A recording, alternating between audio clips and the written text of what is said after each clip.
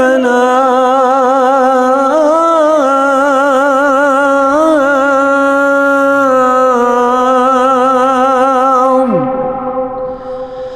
اللہ اکبر اللہ اکبر لا الہ الا اللہ۔ السلام علیکم ورحمۃ اللہ وبرکاتہ۔ نحمده ونصلي على رسوله الكريم، اما بعد فاعوذ بالله من الشيطان الرجيم، بسم الله الرحمن الرحيم۔ والذين تبوأوا الدار والإيمان من قبلهم يحبون من هاجر إليهم ولا يجدون في صدورهم حاجة مما أوتوا ويؤثرون على أنفسهم ولو كان بهم خصاصة ومن يوق شح نفسه فأولئك هم المفلحون۔ صدق اللہ العظیم۔ اللہ رب العزت نے ہم سب کو یہ جو زندگی عطا فرمائی ہے، اس زندگی کو اگر ہم اللہ اور اس کے رسول صلی اللہ علیہ وسلم کے حکم کے مطابق گزارتے ہیں تو یہی زندگی انسان کے لیے سکون کا ذریعہ بنتی ہے، خیر کا ذریعہ بنتی ہے، برکت کا ذریعہ بنتی ہے۔ اور عجیب بات یہ ہے کہ اگر اللہ کے حکم کے مطابق یہ انسان عمل کرتا ہے، اس کی یہ دنیا کی زندگی سکون، خیر، برکت والی بنتی ہے، تو بہت اچھی طرح ذہن میں رکھیے گا کہ پھر اس کی آخرت کی زندگی بھی خود بخود خیر و برکت والی بن جائے۔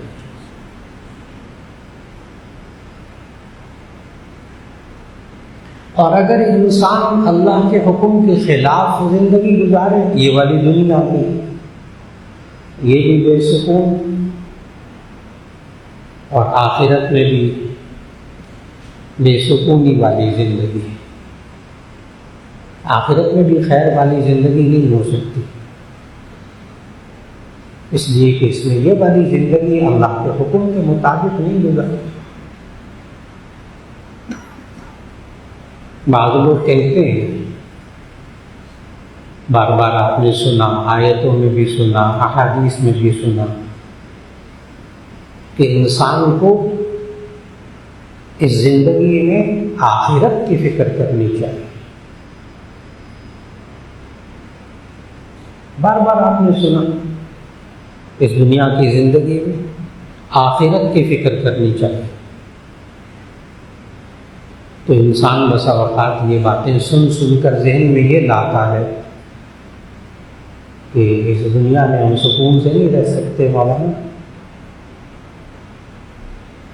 کچھ ہمیں یہاں دنیا میں بھی آرام سے زندگی گزارنے دیں۔ وہ اس پتہ کیا سمجھتے ہیں، وہ لوگ یہ سمجھتے ہیں، بار بار سن کے نا بس آخرت کی فکر کرنی چاہیے۔ وہ لوگ یہ سمجھتے ہیں کہ دنیا کی زندگی میں بس مصیبتیں پالو، اپنے آپ کو پریشان رکھو، دکھوں میں رکھو، غلام رکھو، تو تب کہیں جا کے آخرت بنتی ہے۔ نہ انسان کھائے، نہ پیے، نہ بیوی بچوں کے ساتھ زندگی گزارے، نہ ہنسے، نہ بولے، بس آخرت کی فکر۔ بہت عجیب سوچ ہے یہ والی، بہت عجیب سوچ ہے کہ ہماری دنیا تو پھر مزے کی زندگی نہیں گزرے گی۔ اس کا جواب اچھی طرح یاد رکھ لیجیے، یہ دنیا کی زندگی بس صرف اتنا سا فکر کر لیجیے کہ اس انسان کو گناہ میں مزہ نہ آئے، نیکی میں مزہ آئے۔ بس یہ والی زندگی بھی مزے میں گزر جائے گی، آخرت کے بھی مزے میں گزرے گی، اور گناہ کے مزوں میں زندگی میں پڑا رہا تو آخرت میں پھر تباہی ہے۔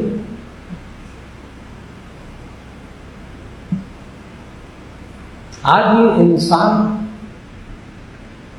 اللہ کے حکم کے مطابق زندگی گزارنے کی فکر کر لیں تو میں نے کہا کہ اس کی زندگی میں سکون آئے گا، برکت آئے گی، خیر آئے گی۔ اور ان صفات کا ذکر گزشتہ ملاقاتوں میں بھی کرتا ہے کہ انسان اپنے اندر کیا خوبی پیدا کرے جس سے یہ زندگی، دنیا کی زندگی پرسکون ہو جائے،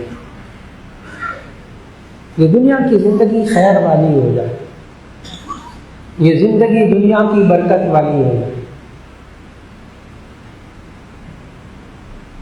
تاکہ اس کی آخرت بھی اچھی ہو۔ ان زندگی کے اصولوں میں سے ایک اصول اللہ تعالیٰ نے قرآن مجید میں سمجھایا، ایثار کرنا۔ یہ ایثار عربی زبان کا لفظ قرآن مجید میں آیا، وَيُؤْثِرُونَ عَلَىٰ أَنفُسِهِمْ وَلَوْ كَانَ بِهِمْ خَصَاصَةٌ۔ ابھی آیت پڑھی تھی سورہ حشر کی آیت نمبر 9، 28واں پارہ سورہ حشر، اس کی 9ویں آیت ابھی شروع میں پڑھی تھی، اس میں یہ لفظ آیا وَيُؤْثِرُونَ عَلَىٰ أَنفُسِهِمْ۔ ایثار کا لفظی مطلب ہوتا ہے ترجیح دینا، ترجیح دینا۔ اگر آپ آسان لفظوں کے بولتے ہیں، پریفر کریں، اپنی ضرورت، اپنے تقاضے کو دبا کر دوسرے کی ضرورت کو پورا کر دینا،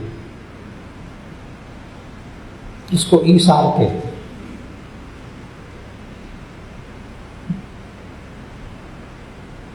اور جب انسان معاشرے کے اندر نفسا نفسی میں پڑ جاتا ہے، میری ضرورت پوری ہونی چاہیے، مجھے کھانا ملنا چاہیے، اچھی چیز آئے، گھر میں سے چند بھائی ہیں، ان میں سے ایک کا، ہر ایک کی یہ مرضی ہو جو اچھی چیز آئے وہ مجھے ملے، اچھا کھانا مجھے ملے، اچھا کپڑا مجھے ملے، اچھا جوتا مجھے ملے۔ دوسرا کیا ہوتا ہے؟ مجھے اس کی فکر نہیں ہے، اس کو کہتے ہیں نفسا نفسی۔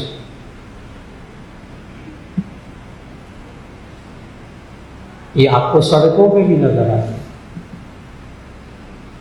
میں گزر جاؤں باقی کی خیر،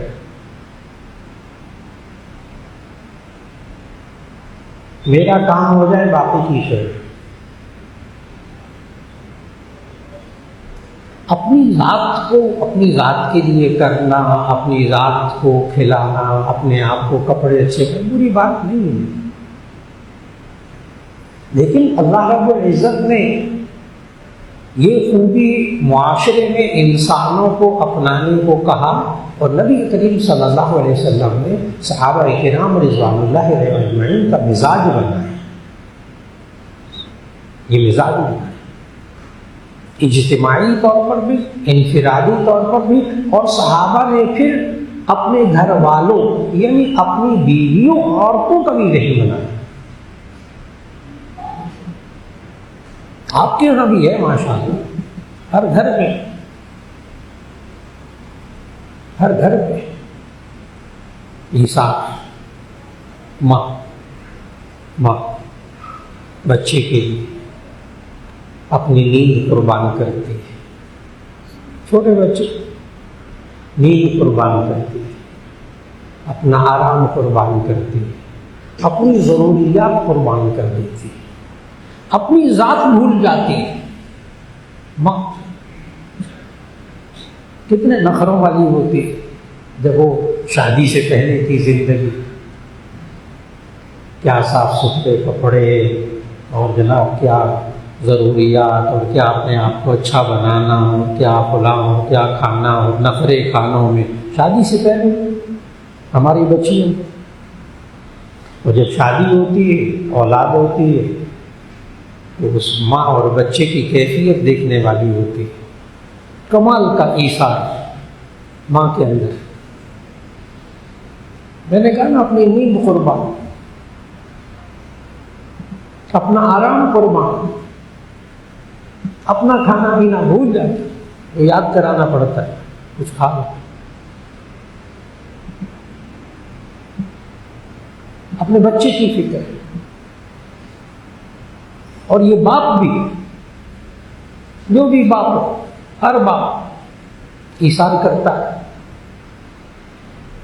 اس کے بغیر اولاد نہیں پلتی. تو کیسے ہی باپ، ہر باپ ایثار کرتا ہے، اپنی ضرورت، اپنے تقاضے کو دبا کر دوسرے کی ضرورت کو پورا کرتا ہے، ہر باپ. نبی کریم صلی اللہ علیہ وسلم نے تو یہاں تک فرمایا انما الولد مبخلۃ مجبلۃ، اولاد انسان کو بخیل بھی بناتی ہے، بزدل بھی بناتی ہے. اولاد انسان کو بخیل بھی بناتی ہے، بزدل بھی بناتی ہے. بخیل کہتے کنجوس، اپنی ضرورت، گنجائش ہوتے ہوئے بھی اپنی ضرورت کو پورا نہ کرتا. یہ اولاد انسان کو بخیل بناتی ہے، کنجوس بناتی ہے. محدثین نے اس حدیث کی تشریح میں لکھا کہ کیسے. عید آتی ہے نا، عید ابھی گزری، عید الاضحیٰ، عید الفطر.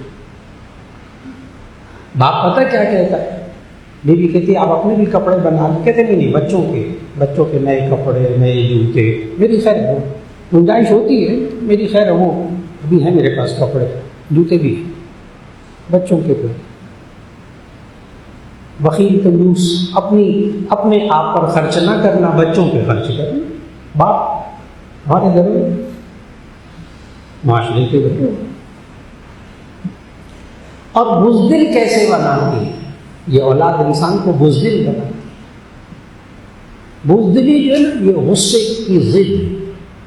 انسان کو کوئی خلاف مزاج بات آئے سامنے تو انسان کی طبیعت میں جو شدت آتی ہے اسے غصہ کہتے ہیں.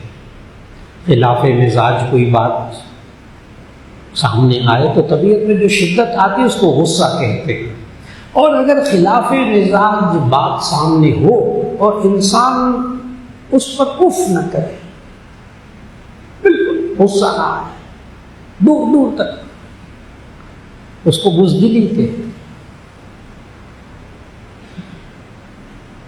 جب ہمارے گھروں میں نوجوان لڑکوں کی بھی شادی نہیں ہوئی ہوتی، لڑکوں کی شادی نہیں ہوتی، لڑکے بڑے ہو جاتے ہیں، تو اگر بہن آتی ہے گھر میں، اس کے بچے ہیں، بہن کی شادی ہو گئی، اس کے بچے کبھی آتے ہیں، راتوں کو روتے ہیں بچے، تو یہ نوجوان کیا کہتا ہے؟ غیر شادی شدہ کہتا ہے مصیبت ہے، بچے بھی نہیں سنبھالے جاتے، ساری نیند خراب کرتے.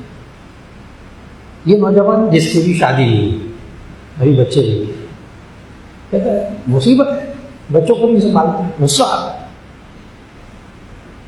پھر جب اسی نوجوان کے اپنی اولاد ہوتی ہے تو رات کو جب وہ روتا ہے تو اس کو ٹہلتا رہتا ہے لے کر، اس کو نیند نہیں آتی. نیند قربان، باپ کی نیند بچے کے لیے قربان. ایک بات ہے، میں نے بہت مختصر بات کی ہے اس موضوع پر، بہت لمبی کہانی ہے. جب اپنا بچہ ہوتا ہے پھر یہ بزدل ہو جاتا ہے، اس کو غصہ نہیں آتا. بری باتوں پر جو شادی سے پہلے جوانی کی زندگی میں بڑے غصے آتے تھے.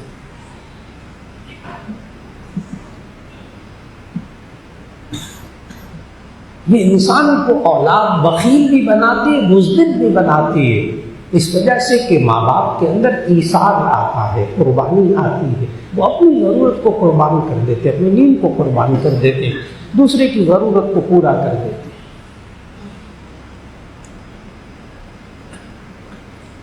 نبی کریم صلی اللہ علیہ وسلم نے صحابہ کا مزاج کیسے بنایا؟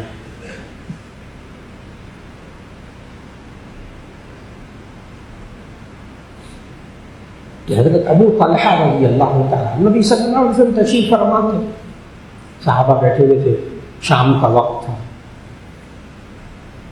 تو ایک مہمان آ گئے رات میں. یہ بخاری شریف اور مسلم شریف دونوں میں یہ حدیث ہے، متفق علیہ حدیث ہے. رات کو مہمان آ گئے. نبی صلی اللہ علیہ وسلم سب سے پہلے اپنے گھروں میں پوچھوایا کہ کچھ کھانے کو ہے. تو نبی صلی اللہ علیہ وسلم کے اپنے گھروں سے آیا کہ نہیں اس وقت کھانے کو کچھ نہیں. پھر صحابہ سے پوچھا تو حضرت ابو طلحہ رضی اللہ تعالیٰ عنہ ایک انصاری صحابی کھڑے ہو گئے. کہنے کہ یا رسول اللہ میں ان کو مہمان بنا کر گھر لے جاتا ہوں. ان کے پاس باغات تھے، ابو طلحہ کے پاس کھجوروں کے باغات تھے، لیکن گھر گئے بی بی سے پوچھا اس وقت کھانے کو کچھ ہے؟ اس نے کہا ہے ایک بندے کا کھانا ہے اس وقت، رات کا وقت تھا، بچے بھی بھوکے. میں نے کہا باغات کے مالک تھے لیکن اس وقت حالت ایسی تھی گھر کے اندر رات کا وقت. کہنے کہ ایک بندے کا کھانا ہے، بچے بھی بھوکے. حضرت ابو طلحہ رضی اللہ تعالیٰ عنہ انصاری صحابی نے کہا بیوی کو کہ تم بچوں کو نہ بہلا کر سلا دو اور یہ کھانا مہمان کے سامنے رکھ دینا، اور جب مہمان کھانے لگے رات کا وقت ہے تو تم دیا روشنی کے لیے، تو دیا جو ہے نا اس کو ٹھیک کرنے کے بہانے اس دیے کو بجھا دینا، اندھیرا ہو جائے گا تو وہ ایک بندے کا کھانا مہمان ہی کھا لے گا، میں پاس بیٹھ رہا ہوں گا چپ کر کے. بیوی نے ایسا ہی کیا، مہمان نے پیٹ بھر کے کھانا کھا لیا، مہمان بھی سو گئے، بچے بھی سو گئے، گھر والے بھی سو گئے، بات ختم ہو گئی. صبح جب اٹھے تو نبی صلی اللہ علیہ وسلم نے فجر کی نماز میں پہنچے تو نبی صلی اللہ علیہ وسلم نے فرمایا تمہارے بارے میں آیت نازل ہوئی ہے. یہ سورہ حشر کی آیت نمبر 9. وَيُؤْثِرُونَ عَلَىٰ أَنفُسِهِمْ وَلَوْ كَانَ بِهِمْ خَصَاصَةٌ. وہ لوگ اپنے آپ پر دوسروں کو ترجیح دیتے ہیں اگرچہ خود مشقت کے حالات میں رہ جائیں.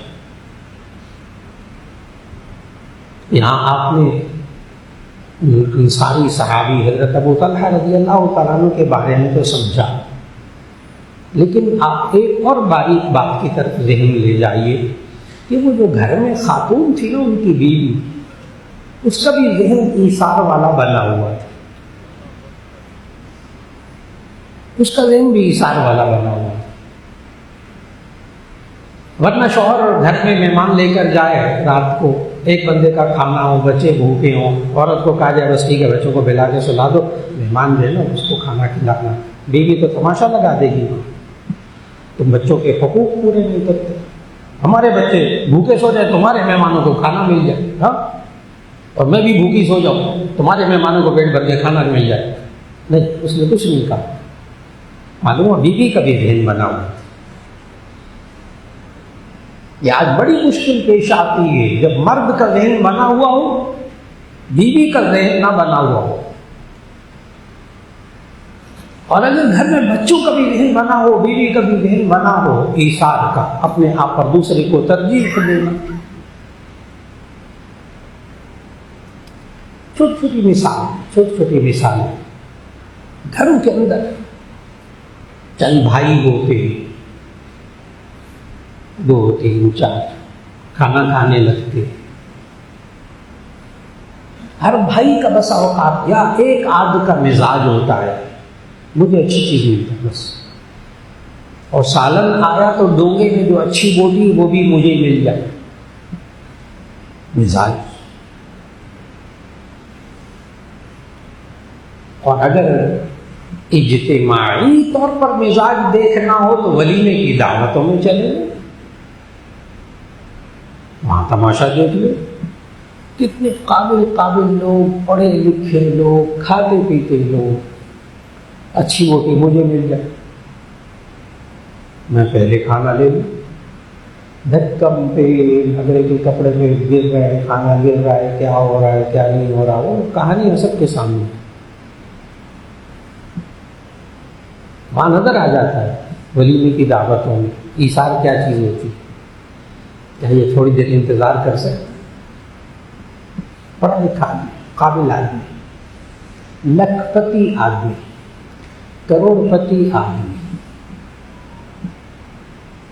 میں نے کہا نا ہمیں تماشا دیکھنے کو ملتا ہے معاشرے، ہر ایک کو ملتا ہے. کیوں؟ ایثار نہیں ہے، اپنی ضرورت دبا کر دوسرے کی ضرورت پوری کر دے.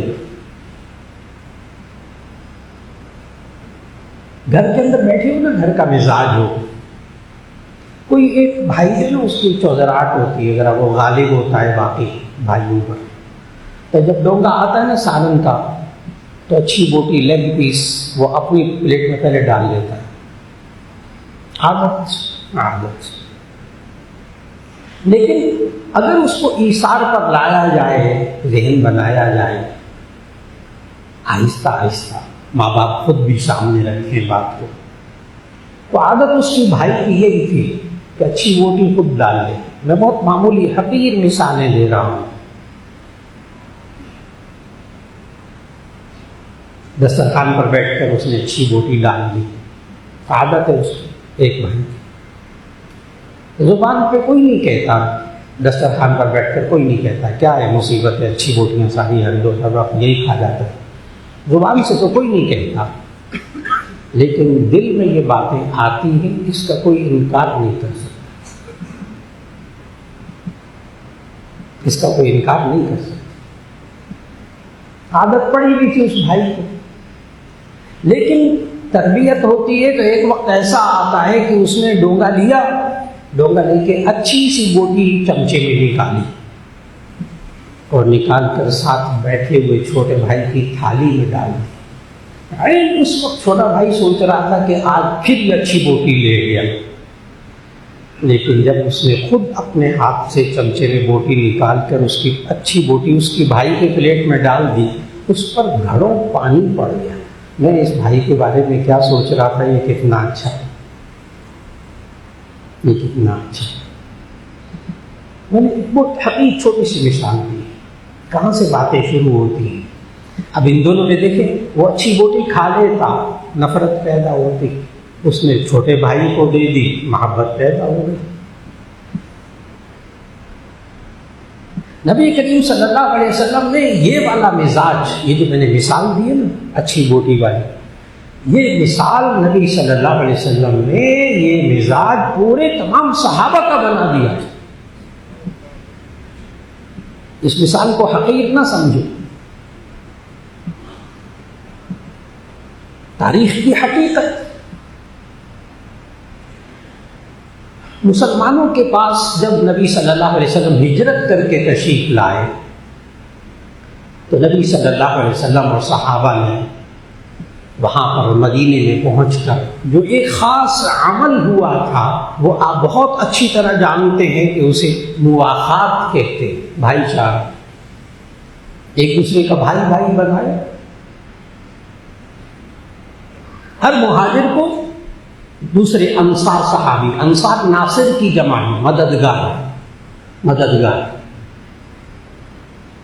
تو ہر مہاجر صحابی کو نبی صلی اللہ علیہ وسلم نے ایک انصاری صحابی کا مددگار بنایا، مواخات قائم فرمائی، بھائی چارہ، بھائی بھائی بنا دی۔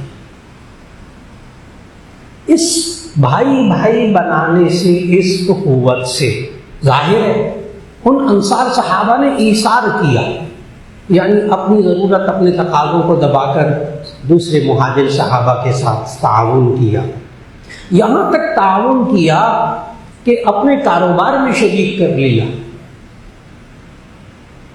اپنے باغات میں شریک کر لیا، کام کاج میں، اپنے گھروں میں ان کو جگہ دی۔ ظاہر ہے مہاجر صحابہ کے پاس نہ گھر تھا، نہ کچھ، نہ پیسہ تھا۔ ایک صحابی نے تو یہاں تک دوسرے صحابی کو کہا، حدیث میں موجود، مہاجر صحابی کو کہا، اب میری نا 2 بیویاں ہیں، ایثار بھی تو سمجھے، اپنی ضرورت دبا کر دوسرے کی ضرورت کو پورا کرنا۔ کہنے لگے میرے پاس 2 بیویاں ہیں، میں ایک بیوی کو طلاق دے دیتا ہوں، وہ عدت گزار کر آپ سے شادی کر لے گی، ایک میری بیوی، ایک آپ کی بیوی۔ یہاں تک اگرچہ ان صحابی نے پھر یہ قبول نہیں کیا، ماشاء اللہ، اہلا وسہلا، مرحبا مرحبا، ماشاء اللہ، حیاک اللہ، حیاک اللہ،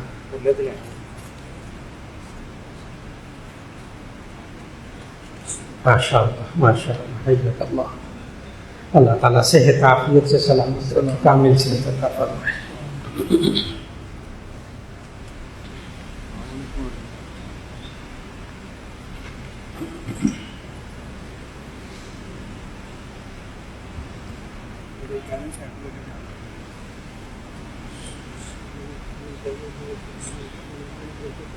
ماشاء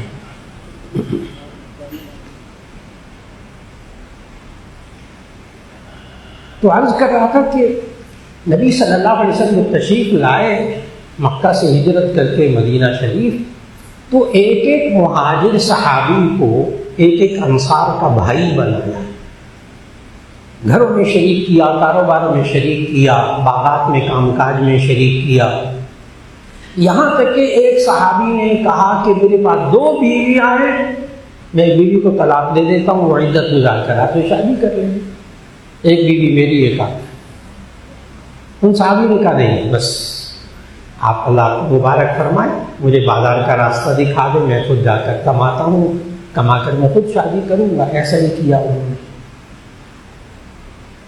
مدینہ نے معاشی طور پر اتنی ترقی کی اس اخوت اور اس ایثار کی وجہ سے کہ خود سوچیں، جس کاروبار کو کرنے میں پہلے 2 بندے تھے وہاں 4 اور 8 ہو گئے، جہاں باغ میں کام کرنے والے 2 بندے تھے وہاں 4 6 8 ہو گئے۔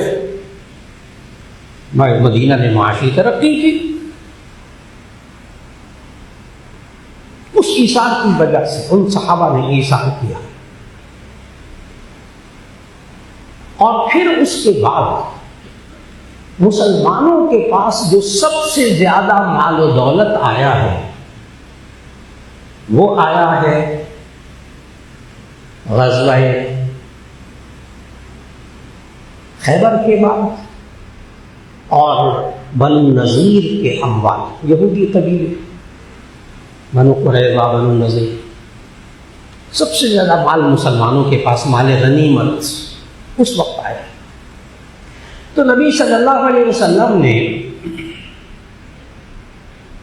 انصار صحابہ کو بلایا، سرداروں کو، ان کے بڑوں کو، اور بلا کر فرمایا کہ 2 صورتیں ہیں، 2 تجاویز ہیں، ان میں سے کوئی ایک اختیار کر لیں۔ اب ایثار کو سمجھیے گا، اپنی ضرورت، اپنے تقاضوں کو دبا کر دوسری کی ضرورت پوری ہو جائے۔ تو نبی صلی اللہ علیہ وسلم نے ان صحابہ کے سامنے 2 تجویزیں رکھی۔ نمبر 1، نبی صلی اللہ علیہ وسلم نے فرمایا کہ اب مسلمانوں کے پاس خوب مال و دولت آ گیا ہے، تو یہ تمام صحابہ میں، انصار بھی، مہاجرین میں، سب میں بھی حصوں میں تقسیم کر دے، اور تقسیم کرنے کے بعد انصار اور مہاجر ساتھ ساتھ اسی طرح مل جل کر رہیں، مل جل کر کاروبار کریں۔ ایک تجویز تو یہ کہ یہ مال و دولت سارا انصار، مہاجرین سب میں تقسیم ہو جائے برابر برابر، اور پھر مہاجرین پہلے کی طرح انصار کے ساتھ رہیں۔ نبی صلی اللہ علیہ وسلم نے دوسری تجویز یہ دی کہ دوسری تجویز یہ ہے کہ یہ مال جو مسلمانوں کے پاس آ گیا ہے یہ مہاجرین میں تقسیم ہو جائے سارا، تاکہ وہ اسٹیبل ہو جائے، ان کی معاشی حالت اچھی ہو جائے۔ تو یہ سارا مال مہاجرین میں تقسیم ہو جائے، انصار کو کچھ نہ ملے، اور مہاجرین الگ زندگی گزاریں، الگ گھر بنائیں، الگ کاروبار کریں، اور انصار اپنا پہلے کی طرح الگ کاروبار کریں۔ 2 تجاویز دونوں ذہن میں رکھیے گا۔ ایک تجویز تو یہ تھی کہ یہ سارا مال مہاجرین انصار سب میں برابر تقسیم ہو جائے اور پہلے کی طرح مہاجر ساتھ رہے۔ دوسری تجویز کہ یہ مال مہاجرین کو صرف دے دیا جائے اور وہ اپنی زندگی مستقل گزارے اور انصار الگ زندگی گزارے، مدینہ کے جو انصار۔ نبی صلی اللہ علیہ وسلم 2 تجویزیں دی۔ اس مجلس میں، حدیث میں موجود اس مجلس میں 2 صحابہ انصاری سردار، حضرت سعد بن معاذ رضی اللہ تعالی عنہ اور حضرت سعد بن عبادہ رضی اللہ تعالی عنہ، سعدین، 2 سعد، 2 سردار کھڑے ہوئے اور عرض کیا یا رسول اللہ صلی اللہ علیہ وسلم، ہماری ایک تیسری تجویز بھی ہے، اگر آپ قبول فرمائیں، ہماری ایک تیسری تجویز بھی ہے، اور وہ تیسری تجویز یہ ہے کہ یہ سارا مال آپ مہاجر صحابہ کو دے دیں، ان میں تقسیم کر دیں۔ یہ سارا مال مہاجر صحابہ کو دے دے، اور یہ مہاجر انصار ہم سب مل کر پہلے کی طرح ہمارے ساتھ زندگی گزارتے رہے، سارا مال مہاجر صحابہ میں دے دے اور یہ پھر بھی پہلے کی طرح ہمارے ساتھ رہے۔ نبی صلی اللہ علیہ وسلم نے فوراً یہ قبول فرما لیا۔ اب مفسرین لکھتے ہیں کہ ایک بار پھر یہ ایثار والی آیت پوری نازل ہوئی، والذین من قبلہم یحبون من ہاجر الیہم ولا یجدون فی صدورہم حاجۃ مما اوتوا ویؤثرون علی انفسہم ولو کان بہم خصاصۃ ومن یوق شح نفسہ فاولئک هم المفلحون۔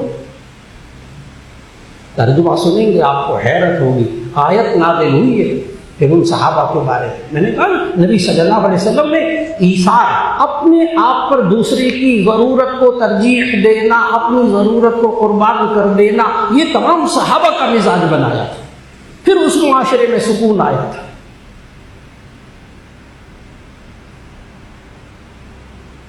اللہ تعالیٰ نے جو آیت نازل کی سورہ حشر کی، یہ آیت نمبر 9، والذین تبوؤوا الدار والایمان من قبلہم یحبون من ہاجر الیہم، وہ لوگ جن نے مدینے کے اندر ٹھکانہ بنا لیا اور اپنے ایمان کو بھی مضبوط رکھا، یحبون من ہاجر الیہم، جو ان کی طرف ہجرت کر کے آئے تھے ان سے یہ محبت کرتے ہیں۔ آگے آیت کا جملہ سنیے گا، ولا یجدون فی صدورہم حاجۃ مما اوتوا، اور جو کچھ ان کو دیا گیا ہے مال، اس میں اپنے دل کے اندر ضرورت بھی محسوس نہیں کرتے۔ ان کو کیوں مل گیا مال، ان کے پاس پیسہ کیوں آ گیا، ان کو کیوں دے دیا گیا، ہمیں تو نہیں دیا گیا، نہیں، انہوں نے ترجیح ولا یجدون فی صدورہم حاجۃ مما اوتوا، اور انہوں نے اپنے دلوں کے اندر کوئی حاجت نہیں پائی جو ان کو مال دیا گیا اس میں، وَيُؤْثِرُونَ عَلَىٰ أَنفُسِهِمْ، اور انہوں نے ترجیح دی اپنے آپ پر، وَلَوْ كَانَ بِهِمْ خَصَاصَةٌ، اگر کہ خود تنگی میں رہ گئے، وَمَن يُوقَ شُحَّ نَفْسِهِ فَأُولَٰئِكَ هُمُ الْمُفْلِحُونَ، اور جو اپنے نفس کی حرص، بخل، لالچ، ان بیماریوں سے اپنے آپ کو بچا لیتا ہے جو معاشرہ، فَأُولَٰئِكَ هُمُ الْمُفْلِحُونَ، تو یہی لوگ فلاح پانے والے ہوتے ہیں، یہی لوگ کامیاب معاشرے کے لوگ ہوتے ہیں، یہی دنیاوی زندگی میں بھی کامیاب ہوتے ہیں، آخرت میں بھی کامیاب ہوتے ہیں۔ میں نے کہا کہ الحمدللہ ہمارے معاشرے کے اندر گھروں میں ایثار موجود، ابھی میں نے ماں کی ایثار کی مثالیں دی ہیں، باپ کے ایثار کی مثالیں دی ہیں، ابھی معاشرے میں بالکل اندھیرا نہیں چھایا، ابھی ہے، لیکن یہ انسان کیسے اس لائن پر آتا ہے؟ نبی صلی اللہ علیہ وسلم نے کیا سکھایا صحابہ کو، جس کے بعد ان کے اندر یہ کیفیت پیدا ہو گئی کہ وہ اپنی ضرورت کو دبا کر دوسرے کی ضرورت کو پورا کر رہے ہیں؟ ایک معاشرے کا مزاج کیسے بنا ہے؟ سب سے پہلے نبی صلی اللہ علیہ وسلم نے ان میں آپس میں اتفاق اور اتحاد پیدا کیا۔ نبی صلی اللہ علیہ وسلم نے فرمایا، المؤمن للمؤمن کالبنیان یشد بعضہ بعضا، کہ ایک مؤمن دوسرے مؤمن کے لیے ایک دیوار کی طرح ہے، ایک دیوار کی طرح ہے، یشد بعضہ بعضا، جس کا ایک حصہ دوسرے حصے کو مضبوط کرتا ہے، ثم شبک بین اصابعہ، پھر نبی صلی اللہ علیہ وسلم نے تشبیک کی، اپنی ہاتھ کی انگلیوں کو آپس میں پھنسا کر دکھایا کس طرح مضبوط ہوتے ہیں، اپنے ہاتھ کی انگلیوں کو تشبیک کی، تشبیک کہتے ہیں ایک ہاتھ کی انگلیوں کو دوسرے ہاتھ کی انگلیوں میں پھنسا دینا۔ اگر اس مثال کو سمجھنا تو کسی ایسی دیوار کو دیکھیے گا، نبی صلی اللہ علیہ وسلم نے فرمایا کہ ایمان والے ایک دوسرے کے ساتھ ایک دیوار کی طرح ہوتے ہیں، جس کا ایک حصہ دوسرے حصے کو مضبوط کرتا ہے۔ تو اگر آپ غور سے کسی ایسی دیوار کو دیکھیں جس پہ ابھی سیمنٹ کا پلستر اور یہ ٹائلیں وائلیں نہ لگی ہوں، اس دیوار کو ذرا غور سے ایک دفعہ پھر دیکھیے گا کہ وہ معمار مستری وہ دیوار کیسے بناتا ہے کہ ہر اینٹ دوسری اینٹ کے ساتھ بالکل اسی طرح پھنسی ہوئی ہوتی ہے. ہر غور سے دیکھیے گا دیوار کو، ہر دیوار کو ایک اینٹ دوسری اینٹ کو سہارا دیے ہوئے ہوتی ہے، تو وہ دیوار ہوتی ہے، مضبوط دیوار ہوتی ہے. اچھا میرے عزیز عالم محترم، اگر ایک ٹرک اینٹیں اتار کر جائے، ایک ٹرک اینٹیں اتار وہ اینٹیں ایک ٹرک آ کر اینٹیں اتار کر جائے، کتنی ساری اینٹوں کا ڈھیر ہوتا ہے، وہ ان اینٹوں کا ڈھیر ہوتا ہے. آپ میں سے کوئی اس کو دیوار کہتا ہے؟ ایک چھوٹا سا سوال ہے، آسان سا سوال، تاکہ نبی صلی اللہ علیہ وسلم کی وہ حدیث سمجھ میں آئے. وہ جو ٹرک اینٹیں اتار کر جاتا ہے، آپ اس کو دیوار نہیں کہتے، آپ اس کو اینٹوں کا ڈھیر کہتے. اتنے کروڑ، اتنے ارب سے زیادہ مسلمان ہو گئے دنیا میں، لیکن جب وہ ایک دوسرے کے ساتھ جوڑے ہوئے نہیں ہیں، ایک دوسرے کو سہارا نہیں دے رہے، ایک دوسرے کے کام نہیں آ سکتے، بس میرا ملک صحیح ہونا چاہیے، میرا ملک امن سکون ہے، مجھے دوسرا مسلمان ملک مرتا ہے، مرے دوسرے قتل ہوتے رہے، مجھے کیا. جب وہی کیفیت ایک اجتماعی طور پر آ جاتی ہے تو پھر 1 ارب سے زیادہ مسلمان ہیں. لیکن وہ جو نبی صلی اللہ علیہ وسلم نے حدیث میں بتایا تھا نا کہ المؤمن للمؤمن کالبنیان یشدہ بعضہ بعضا، کہ ایک مسلمان دوسرے کے ساتھ دیوار کی طرح ہوتا ہے جو ایک دوسرے کو سہارا دے کر مضبوط کرتے ہیں آپس میں. تو ایک اینٹوں کا ڈھیر ہوتا ہے، ایک دیوار ہوتی ہے. جب ایک دوسرے کو اینٹیں مضبوط کرتی ہیں وہ مضبوط دیوار بنتی ہے، ورنہ 1 ارب اینٹیں پڑی ہوئی ہو نا تو وہ اینٹوں کا ڈھیر ہے. اب یہ مسلمان ایک ڈھیر ہے، بہت سارے. تو نبی صلی اللہ علیہ وسلم نے امت کو مضبوط بنایا، اس معاشرے کو مضبوط بنایا. یہ پوری امت کیسے مضبوط ہوتی ہے؟ ایک اہم خوبی کے ساتھ اپنی ضرورت، اپنے تقاضے کو دبا کر دوسری کی ضرورت کو پورا کرنا. اس سے امت میں مضبوطی پیدا ہوتی ہے. اور امت میں کمزوری کب آتی ہے؟ بس میں ٹھیک رہوں، اگلا مرتا ہے مر جائے، اس کو خود اپنی موت کی فکر نہ ہو. اور نمبر 2، یہ مال کی حرص اور لالچ میں مبتلا ہو، مجھے مال مل جائے میں ٹھیک ہو جاؤں، دوسرا مرتا ہے مر جائے، بھوکوں مرتا ہے مجھے اس کی فکر نہیں، مسلمان دوسرا مرتا ہے مر جائے مجھے فکر نہیں. جب یہ سوچ بن جائے پھر کیا ہوتا ہے؟ کئی دفعہ سوچتے ہیں ہمارے مسلمان بھائی ایسا کیوں ہوتا ہے کہ اتنے سارے مسلمان ہیں، اس کے باوجود لوگ ان کے ساتھ اتنا برا سلوک کرتے ہیں، ایسا کیوں ہوتا ہے؟ مشکات شریف میں حدیث موجود، نبی صلی اللہ علیہ وسلم نے بہت پہلے یہ باتیں بتا دی تھی. نبی صلی اللہ علیہ وسلم نے فرمایا ایک وقت ایسا آئے گا کہ اس امت مسلمہ کی طرف لوگوں کو دعوت دی جائے گی کہ آؤ ان کو کھا جاؤ. مسلمانوں کے اوپر ایک ایسا وقت آئے گا کہ کہا جائے گا ان مسلمانوں کو کھا جاؤ. نبی صلی اللہ علیہ وسلم نے مثال بھی بڑی عجیب و غریب دی ہے اس حدیث میں. پتہ کیا؟ کما تدعى العاقلة الى قصعتها، جیسے کہ کھانا کھلانے والی ایک پیالے کی طرف دعوت دیتی ہے، آؤ کھا جاؤ کھانا، اور کھانا کھا سب اڑا جاتے ہیں کھانا. بڑی عجیب مثال دی ہے، 100% سچی مثال ہے. آؤ کھا جاؤ مسلمان. کما تدعى العاقلة الى قصعتها، جیسے کہ کھانا کھلانے والی پیالے کی طرف بلاتی ہے، اس طرح امت مسلمہ کی طرف لوگوں کو دعوت دی جائے گی، آؤ ان کو کھا جاؤ. جو آپ کے ذہن میں سوال آ رہا ہے وہی صحابہ کے ذہن میں بھی اس وقت سوال آیا نبی صلی اللہ علیہ وسلم کے سامنے کہ یا رسول اللہ صلی اللہ علیہ وسلم کیا مسلمان اس وقت اتنے تھوڑے ہوں گے، اتنے تھوڑے سے رہ جائیں گے کہ کہا جائے گا ان کو کھا جاؤ؟ صحابہ کے دل میں بھی یہی سوال آیا، یہ کیوں ہوگا کہ ہم اتنے تھوڑے مقدار میں ہو جائیں گے، اتنی تھوڑی تعداد میں کہ کہا جائے گا ان کو کھا جاؤ؟ نبی صلی اللہ علیہ وسلم نے فرمایا نہیں، اس وقت مسلمانوں کی تعداد بہت زیادہ ہوگی، اس وقت مسلمانوں کی تعداد بہت زیادہ ہوگی۔ آگے نبی صلی اللہ علیہ وسلم نے پھر ایک مثال دی، وَلَكِنَّكُمْ غُثَاءٌ كَغُثَاءِ السَّيْلِ، لیکن تم سیلاب کے ایک جھاگ کی طرح ہو۔ سیلاب سے بھی اللہ تعالیٰ بچائے رکھے، حفاظت فرمائے۔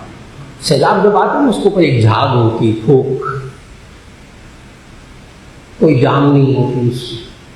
نبی صلی اللہ علیہ وسلم نے فرمایا وَلَكِنَّكُمْ، تمہاری مقدار بہت زیادہ ہوگی، تم مسلمان بڑی تعداد میں ہو جاؤ گے، لیکن وَلَكِنَّكُمْ غُثَاءٌ كَغُثَاءِ السَّيْلِ، لیکن تم سمندر کے ایک دریا کے سیلاب کے جھاگ کی طرح ہوگے، بس سمندر کے جھاگ کی طرح۔ صحابہ نے پوچھا یا رسول اللہ ایسا کیوں ہو جائے گا کہ ہم اتنے تعداد میں زیادہ ہو جائیں گے اور اس کے باوجود ہم اتنے کمزور ہوں گے سمندر کی جھاگ کی طرح؟ نبی صلی اللہ علیہ وسلم نے فرمایا للوہن واو ہے نون، للوہن، وہن کا معنی عربی میں ہوتا ہے کمزوری، کمزوری، للوہن۔ نبی صلی اللہ علیہ وسلم نے امت مسلمہ میں نا ساری امت میں مسلمانوں میں کمزوری آ جائے۔ صحابہ کو وہن کا ترجمہ آتا تھا، وہن کا مطلب کمزوری۔ صحابہ نے پھر پوچھا یا رسول اللہ صلی اللہ علیہ وسلم وہ کمزوری کیا، وہ وہن، وہ کمزوری امت مسلمہ میں کیا پیدا ہو جائے گی؟ نبی صلی اللہ علیہ وسلم نے دو جملوں میں جواب دیا، حب الدنیا و کراہیت الموت، حب الدنیا و کراہیت الموت، ایک دنیا کی محبت اور ایک موت کو ناپسند کرنا۔ دنیا کی محبت، مجھے مل جائے، کسی طرح میں حق چھین لوں، بھائیوں کا حق چھین لوں، بہنوں کا حق چھین لوں، وراثت میں ان کو حق نہ دے دوں، میرے پاس آ جائے، دنیا میرے پاس ہونی چاہیے، دوسرا بھوکا مرتا جائے۔ اور اللہ کی راہ میں یہ اپنی جان کو، یہ کراہیت الموت کو بھی سمجھنا بڑا ضروری ہے۔ چل موت کو ناپسند کرنا، سارے ہی موت کو ناپسند کرتے، یہ موت کو ناپسند کرنا گناہ نہیں ہے، بات کو سمجھنا ضروری ہے۔ یہ انسان معاشرے کا ڈاکٹر کے پاس کیوں جاتا ہے جب بیمار ہو جائے؟ ڈاکٹر کے پاس کیوں جاتا ہے؟ تاکہ میں مر نہ جاؤں۔ کیوں جاتا ہے؟ تاکہ میں مر نہ جاؤں۔ تو موت سے ڈرتا ہے تو تب جاتا ہے نا ڈاکٹر کے پاس۔ یہ موت سے ڈر مراد نہیں ہے اس حدیث میں۔ ہم پرہیز کیوں کرتے ہیں؟ پرہیز کیوں کرتے ہیں؟ کہیں مر نہ جاؤ۔ یہ موت کا ڈر یہاں مراد نہیں ہے حدیث میں۔ لوگوں کے ذہن میں یہ حدیث سن کر یہ بات آتی ہے، مولانا موت سے تو ہر ایک ڈرتا ہے، کون نہیں ڈرتا؟ آگے آگ ہو جائے تو بندہ بچ کے نہیں نکلتا، بجلی کا کرنٹ لگنے کا ڈر ہو تو بندہ بچتا نہیں ہے، اپنے آپ کو بچاتا نہیں ہے، موت سے ڈرتا نہیں ہے۔ یہ تو ہر ایک ڈرتا ہے۔ بہت اچھی طرح یاد رکھنا آپ حدیث کو، یہاں موت سے مراد یہ ہے کہ اللہ کے حکم کے مطابق اللہ کے راستے میں جان دینے سے ڈرنا، یہاں یہ مراد ہے۔ ورنہ موت کا ڈر تو ہر ایک کے اندر ہے۔ میں نے کہا نا ڈاکٹر کے پاس لوگ کیوں جاتے ہیں؟ تاکہ مر نہ جائے۔ پرہیز کیوں کرتے ہیں؟ تاکہ مر نہ جائے۔ یہ والی بات بری نہیں ہے۔ بری کیا چیز ہے؟ کراہیت الموت فی سبیل اللہ، کراہیت الموت فی سبیل اللہ، اللہ کے حکم میں جان دینے سے یہ بچتا ہو، نمبر ایک۔ نمبر دو، اس کے اندر دنیا کی محبت ہو۔ اور نبی صلی اللہ علیہ وسلم نے صحابہ کے اندر یہ دو خوبیاں پیدا کی تھی، دنیا کی محبت ان کے اندر سے نکالی، قناعت پیدا کی، دنیا کی محبت ان کے اندر سے نکالی۔ نمبر دو، اللہ کے راستے میں جان دینے کے لیے ان کو تیار کیا۔ جب تک مسلمانوں کے اندر یہ دو چیزیں رہی، مسلمان دنیا میں سر اٹھا کر چلتے رہے، کیونکہ ان کے اندر ایثار تھا، ان کے اندر قربانی کا جذبہ تھا۔ اللہ رب العزت ہم سب کو اپنے معاشرے کے اندر رہتے ہوئے ایثار کی توفیق عطا فرمائے، اپنے گھروں کے اندر، اپنے رشتہ داروں کے اندر، اپنے معاشرے کے اندر، اور اللہ پھر امت مسلمہ کے اندر سے دنیا کی محبت اور ایک اللہ کے راستے میں جان دینے کو ناپسند کرنا، اللہ تعالیٰ ان دونوں باتوں سے، دنیا کی محبت، اللہ کے راستے میں جان دینا سے ڈرنا بچنا، اللہ ان دونوں سے بچائے رکھے، اور اللہ ہم سب کو حلال کمانے کی توفیق دے، حلال جگہ خرچ کرنے کی توفیق دے، اور اپنے معاشرے میں اپنے بہن بھائیوں کی ضروریات کو پورا کرنے کے اللہ توفیق دے دے، تاکہ معاشرے کے اندر یہ اخوت، یہ بھائی چارہ، یہ محبت، یہ الفت، یہ آپس میں جوڑ، یہ سکون والی زندگی بن جائے۔ وآخر دعوانا ان الحمدللہ رب العالمین۔ دعا فرما لیجیے گا۔ الحمدللہ رب العالمین، اللہم صلی علی سیدنا ومولانا محمد وعلی آل سیدنا ومولانا محمد وبارک وسلم۔ ربنا آتنا فی الدنیا حسنۃ وفی الآخرۃ حسنۃ وقنا عذاب النار۔ یا اللہ پوری امت مسلمہ کو متفق اور متحد ہونے کی توفیق عطا فرما۔ یا اللہ پوری امت مسلمہ میں سے دنیا کی محبت اور اللہ کے راستے میں جان دینے سے بچاؤ۔ یا اللہ ان دونوں بیماریوں سے بچا لے۔